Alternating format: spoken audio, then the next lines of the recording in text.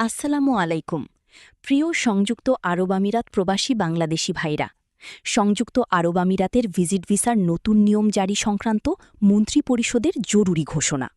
এদিকে Dubai visit ভিসাধারীদের জন্য কাজের ভিসা গ্রহণের শর্তাবলী। সাম্প্রতিক বৈশ্বিক পরিস্থিতি এবং মধ্যপ্রাচ্যে ইরান ইসরায়েল সংঘাতের প্রেক্ষাপটে নিরাপত্তা, অভিবাসন নিয়ন্ত্রণ এবং ভ্রমণ ব্যবস্থাপনা আরও সুসংহত করার লক্ষ্যে সংযুক্ত আরব আমিরাতের মন্ত্রিপরিষদ জরুরি ভিত্তিতে ভিজিট ভিসা সংক্রান্ত নতুন কিছু নিয়ম জারি করেছে। নতুন নির্দেশনা অনুযায়ী ১. সকল ভিজিট ভিসা আবেদনকারীদের জন্য নিরাপত্তা যাচাই প্রক্রিয়া আরও কঠোর করা হবে।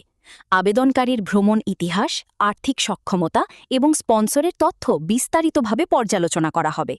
২. নির্দিষ্ট কিছু দেশের নাগরিকদের ক্ষেত্রে ভিসা অনুমোদনের পূর্বে অতিরিক্ত যাচাই বাছাই এবং প্রয়োজনীয় নথিপত্র দাখিল বাধ্যতামূলক করা হয়েছে। ৩.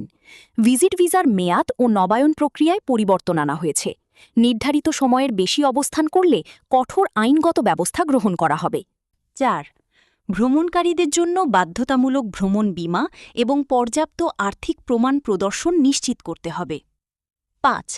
হোটেল বুকিং বা স্পন্সরের আবাসনের প্রমাণপত্র পূর্বেই জমা দিতে হবে এবং তা যাচাই সাপেক্ষে ভিসা অনুমোদন করা হবে। ৬. নিরাপত্তা পরিস্থিতি বিবেচনায় প্রয়োজন হলে হঠাৎ করেই ভিসা নীতিমালায় পরিবর্তন আনা হতে পারে। এ বিষয়ে সকল আবেদনকারীকে সতর্ক থাকার নির্দেশ দেওয়া হয়েছে। মন্ত্রিপরিষদ জানিয়েছে, এই পদক্ষেপগুলো দেশের অভ্যন্তরীণ নিরাপত্তা নিশ্চিত করা এবং আন্তর্জাতিক পরিস্থিতির সঙ্গে সামঞ্জস্য রেখে ভ্রমণ ব্যবস্থাপনা নিয়ন্ত্রণের অংশ হিসেবে গ্রহণ করা হয়েছে। এদিকে দুবাই ভিজিট ভিসাধারীদের জন্য কাজের ভিসা গ্রহণের শর্তাবলী।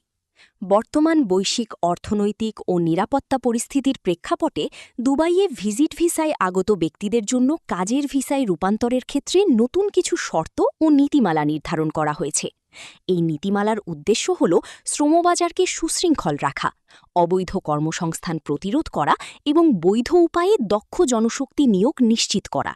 প্রথমত, ভিজিট ভিসাধারী কোনো ব্যক্তি সরাসরি কাজ শুরু করতে পারবেন না। তাকে অবশ্যই একটি স্বীকৃত নিয়োগকর্তার কাছ থেকে আনুষ্ঠানিক চাকরির প্রস্তাব, জব অফার পেতে হবে। এই প্রস্তাবনা সরকার অনুমোদিত হতে হবে এবং সংশ্লিষ্ট কর্তৃপক্ষের নিকট নিবন্ধিত থাকতে হবে। দ্বিতীয়ত, নিয়োগকর্তাকে কর্মীর জন্য কাজের ভিসা বা ওয়ার্ক পারমিটের আবেদন করতে হবে। এক্ষেত্রে কর্মীর পাসপোর্ট, শিক্ষাগত যোগ্যতার সনদ, পেশাগত অভিজ্ঞতার প্রমাণপত্র এবং মেডিকেল রিপোর্ট জমা দেওয়া বাধ্যতামূলক। বিশেষ করে মেডিকেল পরীক্ষায় উত্তীর্ণ হওয়া কাজের ভিসা পাওয়ার জন্য একটি গুরুত্বপূর্ণ শর্ত।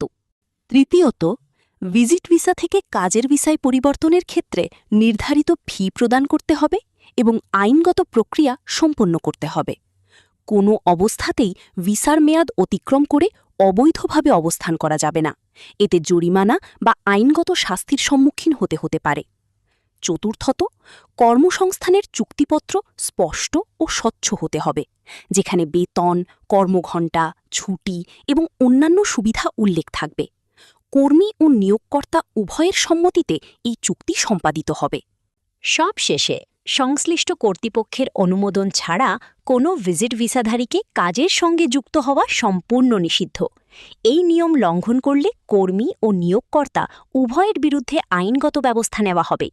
সার্বিকভাবে এই শর্তাবলী মেনে চললে ভিজিট ভিসাধারীরা সহজেই বৈধভাবে কাজের ভিসা গ্রহণ করতে পারবেন এবং দুবাইয়ের কর্মক্ষেত্রে নিরাপদ ও সুশৃঙ্খলভাবে যুক্ত হতে পারবেন।